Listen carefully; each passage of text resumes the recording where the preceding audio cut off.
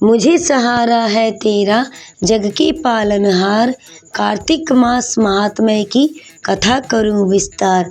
जय श्री कृष्णा, राधे राधे। नमस्कार दोस्तों, कार्तिक माह के सप्तम अध्याय की कथा में आप सभी का बहुत बहुत स्वागत। दोस्तों, आज के मैं इस वीडियो में आप सभी को कार्तिक माह महात्म्य की कथा सप्तम अध्याय सुनाने जा रही हूँ। आप सभी लोग ध्यान पूर्वक कथा को श्रवण कीजिए। बोली तुलसी मैया की जय, बोली कार्तिक माह के पावन पर्व की जय। कार्तिक मास व्रत कथा के 7वें अध्याय में नारद जी कार्तिक मास के व्रतों के नियमों के बारे में बता रहे हैं। साथ ही कौन सी तिथि को कौन सा भोजन करना चाहिए और क्या नहीं करना चाहिए। कार्तिक माह की कथा 7वें अध्याय में कार्तिक माह के सभी नियमों को बताया गया है। आप सभी लोग ध्यान पूर्वक श्रवण करें। नारद जी कहते हैं, कार्तिक मास का व्रती सदा ब्रह्मचर्य से रहे, पृथ्वी पर शयन करे और दिन के चौथे पहर को केवल एक बार पत्तल पर भोजन करें। श्री नारद जी बोले, हे राजन, अब कार्तिक मास का व्रत करने वालों के नियम सुनिए। मैं संक्षेप में कहता हूँ। जो व्यक्ति कार्तिक मास का व्रत करता हो वह सब तरह के मधुराई, खटाई तथा मदकारी वस्तुओं का भक्षण न करे। वह व्रत करने वाला दूसरे का अन्न न ग्रहण करे, किसी से निर्देश न करें तथा तीर्थ के अतिरिक्त विदेश न जाएं। देवता, वेद, ब्राह्मण, गुरु, गौ, व्रती नारी, राजा तथा गुरुजनों की निंदा न करे। कार्तिक मास का व्रत करने वाला दाल, तिल, तेल, पकवान, क्रय किया हुआ पका भोजन न ग्रहण करे। निंद भावना कुवाच्य का त्याग करे। किसी भी जीव का मांस, चूना, जम्बीरी, नींबू, मसूर, बासी तथा जूठे अन्न का परित्याग करें। बकरी, गाय तथा भैंस के दूध के अतिरिक्त किसी अन्य पशु का दूध आमिष समझे। किसी अन्य पशुओं का दूध को ग्रहण नहीं करना चाहिए। ब्राह्मण द्वारा क्रय किए गए सभी रस, गुड़ आदि, सांभर, नमक आदि का परित्याग करें। तांबे के पात्र में रखा हुआ पंचगव्य अत्यंत लघु गड्ढे का पानी केवल अपने लिए पकवान आमिष कहा जाता है। कार्तिक मास का व्रती सदा ब्रह्मचर्य से रहे, पृथ्वी पर शयन करे। कार्तिक मास का व्रती नरक चतुर्दशी को तेल लगावे। इसके अतिरिक्त दूसरी तिथियों में तेल लगाकर स्नान करना वर्जित बताया गया है।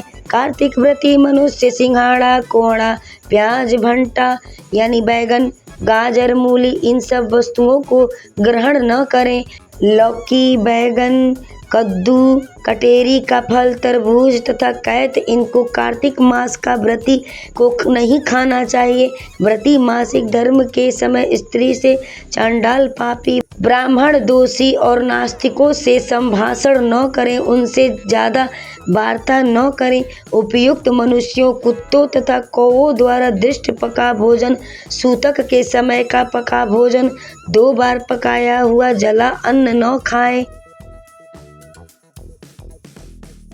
अपनी शक्ति के अनुसार भगवान विष्णु की प्रसन्नता हेतु करें और पूर्व वर्णित नियमों का पालन करें। कार्तिक व्रत करने वाला प्राणी प्रतिदिन को कुम्हड़ा, द्वितीया को कटहल, तृतीया को तरुड़ी, स्त्री चतुर्थी को मूली, पंचमी को बेल, षष्ठी को तरबूज, सप्तमी को आंवला, अष्टमी को नारियल, दशमी को लौकी, एकादशी को परवल, द्वादशी को बैर, त्रयोदशी को बैंगन, चतुर्दशी को गाजर तथा पूर्णिमा को शाक। ये वस्तुएं इन सभी तिथियों में न खाएं और रविवार को आंवला का भक्षण न करें। रविवार के दिन आंवला न खाएं। व्रती इन शाकों में से या और वर्जित शाकों में से कोई शाक खाना चाहे तो ब्राह्मण को देकर खाएं। यही नियम, यही विधि माघ मास के व्रत के स्नान में भी होता है। देवउठनी एकादशी में पूर्वोक्त विधानुसार नृत्य, जागरण, गायन, वादन आदि सभी करना चाहिए।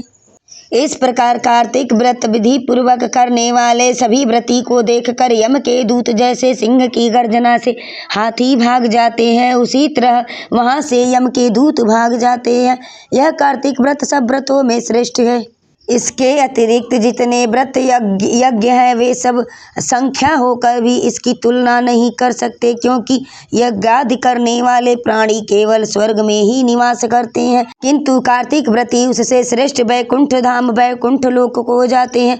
इस जगत में मुक्ति दाता जितने भी पुण्य क्षेत्र हैं वे सब कार्तिक व्रती के शरीर में निवास करते हैं।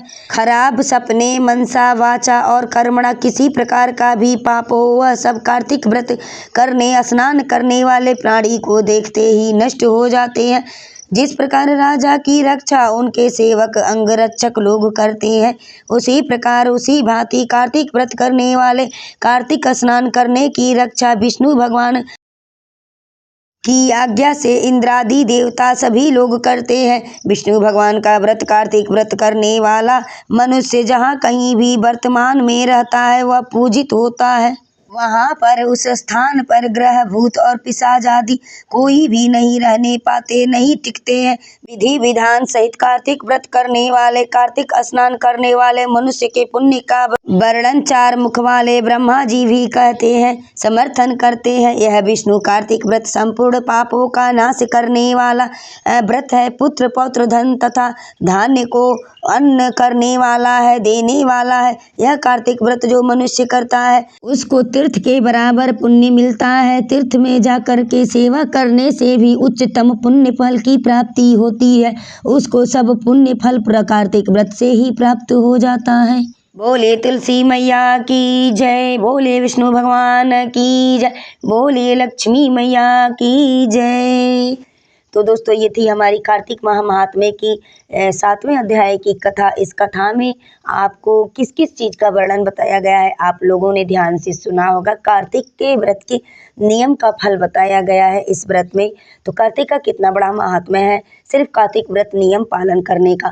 दोस्तों अगर हमारी कथा वीडियो आपको अच्छी लगी हो तो चैनल को सपोर्ट करिएगा, सब्सक्राइब करिएगा, वीडियो को लाइक करिएगा, शेयर करिएगा, कमेंट्स बॉक्स में जय माँ तुलसी, जय श्री हरि विष्णु अवश्य ही लिखिएगा। दोस्तों हमारे चैनल पे आर्या एस डांसर चैनल, जय श्री कृष्णा चैनल है और इस चैनल पे आपको हर एक प्रकार की कथा कहानियां सुनने का अवसर प्रदान होता रहेगा। बेल नोटिफिकेशन को जरूर ऑन कर लें ताकि हमारे आने वाली हर एक वीडियो आप तक आसानी से पहुंच सके।